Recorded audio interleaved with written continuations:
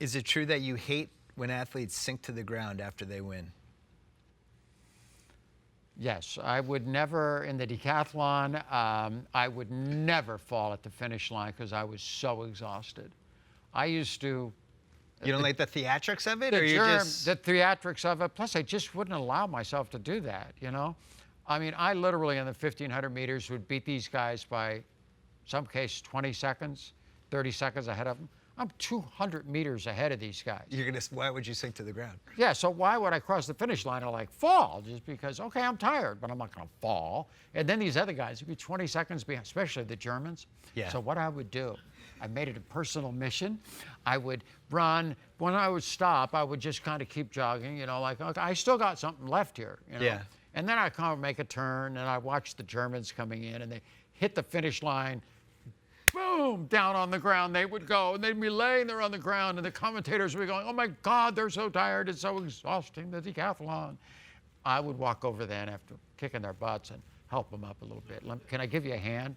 You know, can I give you a hand? It became like my little thing at the finish line, yeah. It's an epidemic in tennis. Yeah. What non-decathlon event is your favorite to watch in the Olympics? I would say the 100 meters. The intensity for 10 seconds. It's amazing in person. Yeah. Did you see it in person? I've been there. It's amazing. From the start. It is just absolutely amazing. I remember the last games, I was in the stadium when the 100 meters was going off, and just 70,000 people, and you could hear a pin drop. It was just unbelievable. And then they're so freaking fast. And it's, boom, it's over with. I thought the thing that surprised me the most was the gymnastics.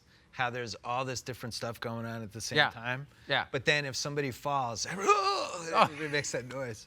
The women have a heptathlon. Right.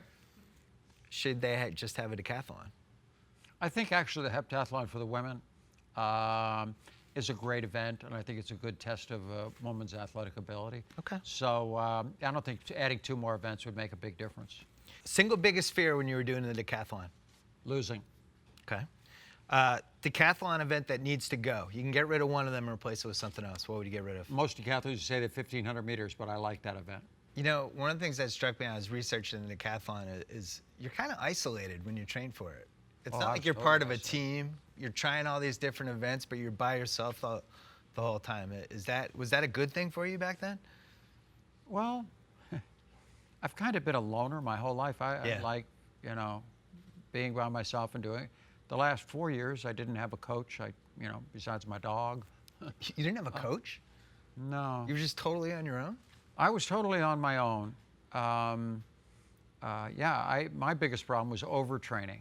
Yeah. You know, learning how to balance the amount of work that your body can take. But I was, on the other hand, I was very well coached because I moved to San Jose the last 3.5 years of my career. And there we had the Mac Wilkins of the world who lived right down the street. So I could go throw the discus with the best discus thrower in the world. Yeah. We had Al Feuerbach in the shot put, great shot putters. I could go train with him and do his shot put workouts. And I had all these great athletes that were living in town. So I just basically ran around town and did my workouts with some of the greatest athletes in the world.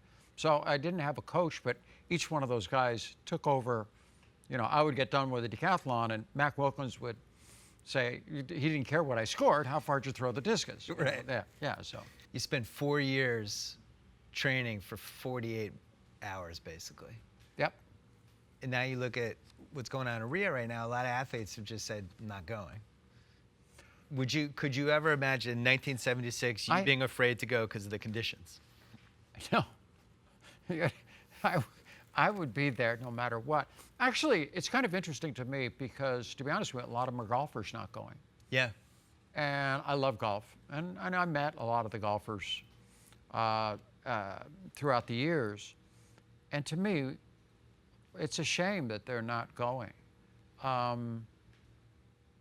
It would be such an experience for them. Yeah.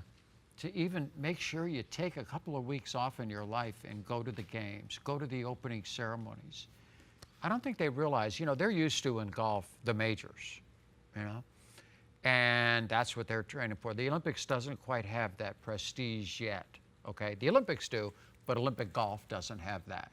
Yeah, I'm kind of surprised we even have it. Yeah, it's not like a major event, which they want to win the British Open, you know. the Open Championships or the Masters or this. That's what they grew up wanting to do. So I kind of get that. But I just think it would be such a great experience for any of the top golfers to be there to compete at that level and in that arena. It's very, very special. But the thing that I think is interesting, because when tennis went in, yeah, you know, and eventually all the big tennis players started getting in there, and I think eventually all the big golfers will wind up being there as it goes on, that they will take this thing so seriously, especially in golf, and there's not a dime at stake at the end. Yeah. Okay, where they're not winning $1 million, $1.5 million, okay? All they're winning is a medal, and how hard they'll fight for that medal. To me, I think it speaks a lot of what that medal means. The prestige of being able to be an Olympic champion is huge, and there's not a $1 involved. It's not a money game.